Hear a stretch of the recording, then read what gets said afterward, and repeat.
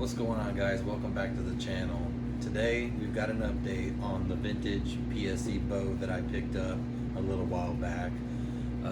It's going to be a little bit different from the last time you saw it, so let's show it off.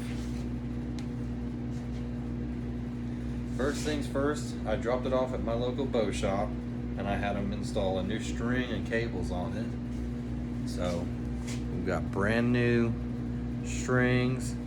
I went with this greenish, blackish string. I think it looks pretty cool with the white. He reinstalled my peep sight for me. Got it set in there with some little string and glue. I also had him put one of these D-loops on there for my release so that it's not sitting here destroying up this server here. Another thing we did, I went and picked up this Trophy Ridge Fatal 4 4-pin sight. It's a very cheap sight, you know, so since I'm just getting into this, I'm not looking to spend a bunch of money.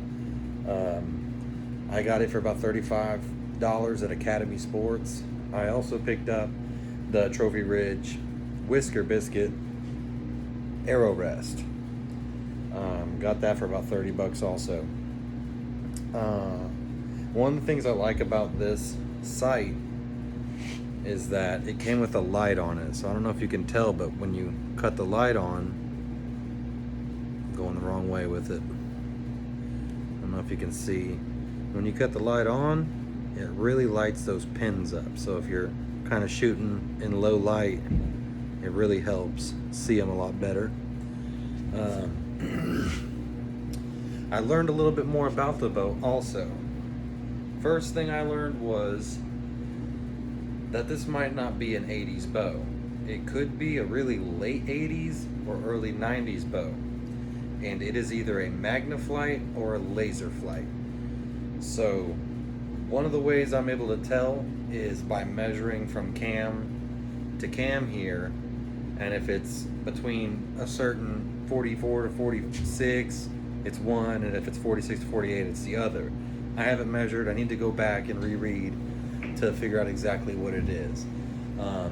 Another thing I learned about the Elite series, these were pro shop model only. So basically, these were, you know, something that a pro shop would order in, customizable colors, different types of equipment on them, and different kinds of cams. So these aren't the typical cams that you'd see on this type of bow. These are, they say PSE T6.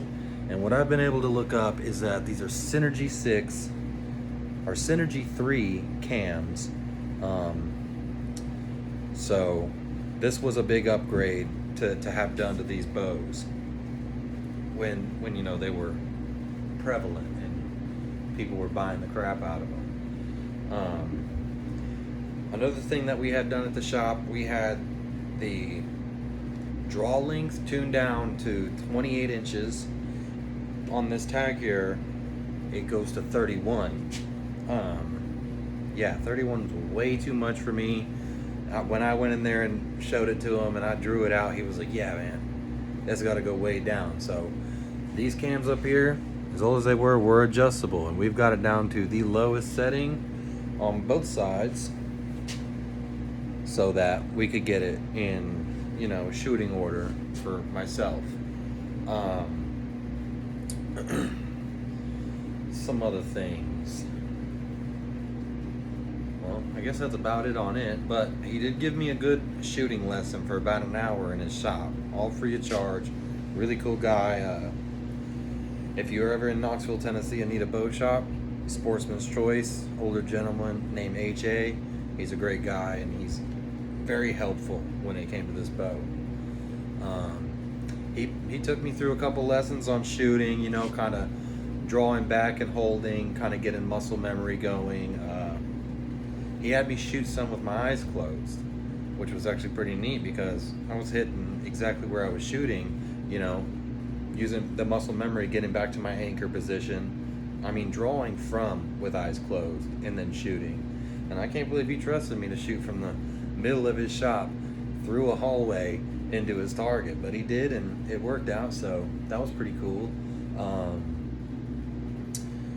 Another thing, to adjust the poundage on this, all we have to do is just screw these 2 Allens in on the limbs, you know, maybe a turn here, turn on the other one. Right now we've got it set to about 60 pounds. The tag says its weight range is 55 to 70 pounds. I think 60 pounds is good for me. It's not extremely hard to pull. It's also not like feeling like I'm gonna break it when I yank the string back. So I have to go back on the road in the morning, and I'm going to be gone for another 2 or 3 weeks because I'm a truck driver. This is what I do. So I'm not going to be able to practice until then. But when I come back, I'm going to take up some home time, take probably a week off. I'm going to go to Rural King, pick me up one of those big bag targets, and I'm going to set up a little shooting range in my backyard. And I'm going to get some practice. I'm going to make some videos of shooting. The site is not sighted in. It's fairly close, you know, from us shooting it a little bit, but he was more worried about me making sure that I was grouping shots well, which I guess I was. I was grouping 3 arrows in a 5-inch diameter or 6-inch diameter. And he said, you know, that's pretty good. Just work on that from maybe 10 or 15 yards, and then worry about kind of figuring out how to sight the bow in. So I'm gonna watch some videos and kind of figure out how to adjust and everything to get this thing shooting the bullseye. So that's the goal here. Again, I'm really excited about this bow, and I'm really excited to continue shooting it. As far as upgrades, I don't really think there's anything else that I need. Actually, I am going to order another. I've got this little just nylon strap as a wrist guard here, or a wrist sling. So that kind of works for now, but I want to get one of those paracord ones. So if you got any recommendations for a wrist sling, fairly on the cheaper side, let me know in the comments. If you got any questions that I haven't said anything about on the bow, go ahead and ask me. Yeah, this is the vintage Magnaflight or laser flight. I'll have that in the next video. I'll go ahead and do a little bit more research, measure it down.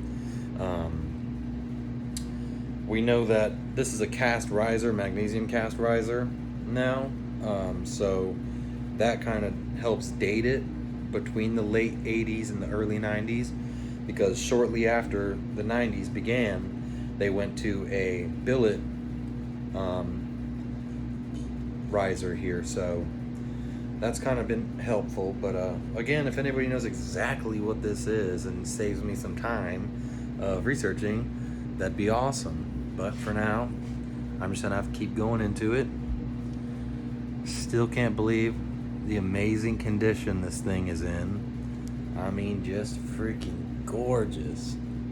It's almost like the person never shot it. I don't know. I'm excited. You know, first bow, going with the vintage. I mean, I just couldn't pass it up. So I look forward to making videos of shooting this.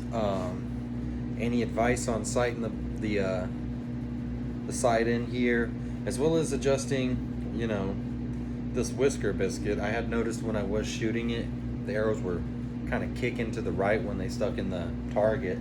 So I'm assuming I need to move this to the right a little bit. But yeah, that's it. Thanks for watching. Give me a like, follow, drop me a comment, and here in a few weeks I'll have some shooting videos up. See you guys soon.